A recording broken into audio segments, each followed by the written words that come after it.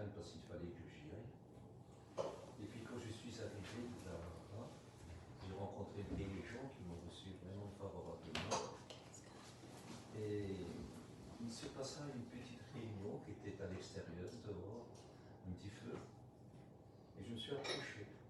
Et puis j'étais un petit peu incommodé parce que toute la fumée venait dans les yeux. Et comme j'étais un petit peu gêné, malgré tout, je respectais tout en ne connaissant pas. Et j'ai resté là. Et puis, bon, ils sont chantés, ensuite, un frère a prêché. Et puis, quand il prêchait, il se passa que, voilà, je ne comprenais pas grand-chose, et puis, franchement, je n'en étais pas intéressé non plus. Mais à mesure qu'il parlait, il y a eu un moment où il a commencé à dire des choses. Et ce qu'il disait m'a vraiment frappé, parce que c'est des choses qui me concernaient. Que je n'avais jamais dit à personne. Que c'était dans mon cœur, que c'était dans ma vie, qui avait de l'importance pour moi. Et puis quand j'ai écouté ça, il y a quelque chose qui m'a saisi comme... écoutez, j'ai commencé à croire. J'ai commencé à croire parce qu'il n'y avait que Dieu qui pouvait connaître ça. Et puis, écoutez, j'ai pas envie de rire. Parce que quelque part, j'avais envie de rire. Mais plus là. Écoutez, cet homme a dévoilé les choses les plus cachées de ma vie. Que personne ne savait, que j'aurais jamais dit à personne. C'était mes rêves de jeunesse, c'était les choses que je voulais faire, des choses, écoutez, que j'avais faites, et écoutez. Et je voulais que personne sache ça, parce qu'en vérité, je n'avais pas confiance en tout le monde. Je n'avais pas confiance en tout le monde. La Bible m'avait appris qu'on ne pouvait pas faire confiance à tout le monde. Alors, il y a des choses que je n'expliquais pas, et que je ne disais pas, ça faisait partie de ma vie privée. Oui, mais cet homme-là, tout dévoilait. Absolument tout, dans les plus petites choses. Les plus petites choses. J'ai compris que c'était Dieu qui me parlait. Et puis, ça a touché mon cœur. Écoutez, il ne faut pas vous imaginer, j'avais envie de hurler. Mais de hurler. Bon, ça s'est arrêté. Celui qui voulait rire au début, pleurait. Et le perdu qui était venu, était sauvé, transformé. Ma vie était transformée, ça n'a plus, jamais, dans la seconde même, j'étais un être nouveau. Un être nouveau que je ne connaissais pas. Une vie nouvelle que je ne connaissais pas. Mais quelle paix, quelle tranquillité, quel courage, quelle espérance. C'est comme si quelqu'un m'avait pris par la main. Et pas seulement par la main, mais qui m'avait enveloppé. Et pas seulement enveloppé, qui m'avait rempli. C'était comme si j'étais, vous savez, dans un cube, là. Il me remplissait de hauteur, de profondeur, de largeur. Écoutez, c'était quelque chose d'exceptionnel. Ma vie n'a plus jamais été pareille. J'étais un chrétien né de Dieu, à l'instant même. Et puis Dieu a tout dirigé. Le temps a passé, 172. Et puis maintenant on arrive en 73. Et puis c'était, là j'avais commencé en 72, au mois de février. On avait fait une réunion dehors. Et en 73, écoutez, même à la fin 72, Dieu m'a parlé.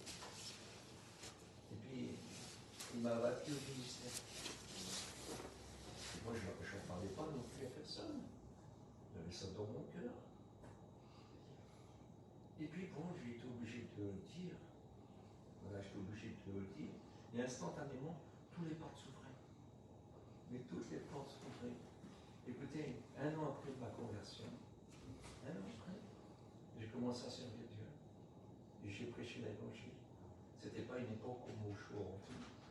Je prêchais dans les maisons, en chinant. Écoutez, je n'arrêtais pas. Je n'arrêtais pas. Lire, c'était mon rêve. Lire, c'était ma vie.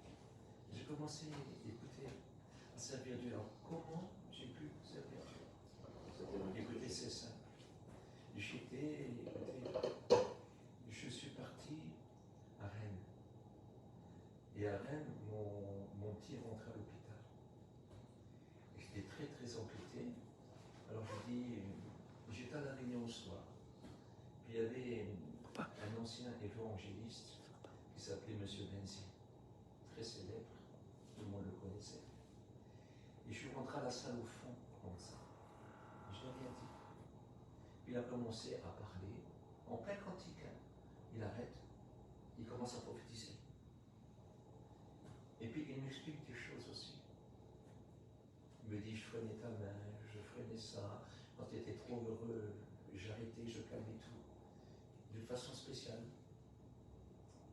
Et puis il s'est arrêté devant tout le monde, il est venu, m'a pris dans les bras, puis il m'a embrassé. Il m'a dit, c'est pour toi. C'est pour toi. Alors prie et lis.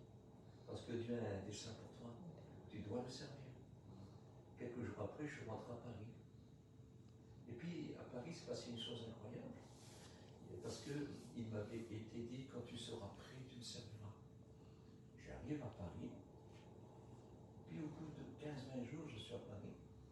Il se passe que je sors de ma camping, comme ça le matin, mais l'esprit tombe sur moi. Mais ce n'est pas un esprit seulement de parler en langue, non. Il dit, tu es prêt, et ce soir, tu me serviras. Ce soir, tu me sers. Alors, toute la journée, moi, je ne veux pas travailler, je ne veux rien faire. Moi, je pense à ce que je vais faire ce soir, à ce que je vais dire ce soir. Et je le dis à ceux qui sont là, qui me connaissent, le Seigneur m'a dit ça et ça, et voilà. Et on va dans une réunion, c'est un sédentaire qui tient la réunion. Et j'arrive, et quand j'arrive, quand il me voit, il se lève. Il vient me prendre dans les bras. Il dit, écoute, à telle heure, tu as sorti de ta cabane. Et puis, Dieu t'a pas aidé, il t'a dit que tu étais prêt. Et dit, moi, à cette heure-là, j'étais à genoux en train de prier, moi et ma femme. Et Dieu nous a montré, on s'est dit compte. Et puis, il nous a dit que quand je viendrai, quand il viendra, il faudra que tu le fasses travailler.